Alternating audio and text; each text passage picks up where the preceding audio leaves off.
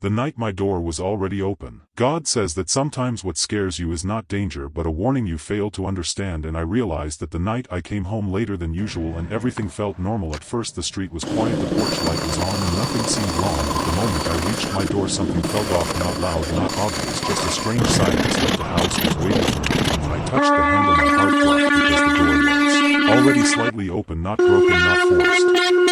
Just unlocked and slowly pushed inward like someone had been there and left in a hurry. I stood there frozen, trying to convince myself that maybe I forgot to lock it, maybe I was just tired, maybe it was nothing, but deep down I knew I always lock my door, I always check twice, and that's when my mind started racing every possible thought at once. Someone inside, someone hiding, someone watching, and I didn't want to go in, but I also couldn't just stand outside forever, so I stepped in slowly, calling out hello, but the house answered with silence.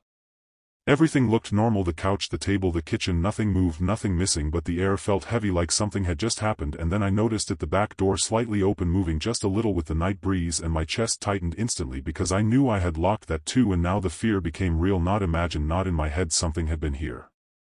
I stepped back, grabbed my phone and called the police, my voice shaking more than I expected, and while waiting outside every second felt longer than minutes, every sound felt louder, every shadow felt alive, until finally the lights flashed and officers arrived and checked the house carefully, and what they told me after made my stomach sink. They found fresh footprints near the back fence and marks on the door like someone had tried to get in quietly, and when they couldn't, they must have found it unlocked and walked inside. Nothing was stolen, nothing broken, but that was the worst part because it meant they didn't come to take something, they came to see something or someone, and that someone was me. And before leaving, one officer said something simple but heavy: always trust that small feeling because it notices things before your mind does. That night I locked every door twice, every window twice, but what stayed with me wasn't just fear, it was the realization that danger doesn't always look loud, sometimes it looks like a small mistake you ignore, and God says that sometimes the warning comes first quietly, and if you listen you stay safe, but if you ignore it you might not get a second chance.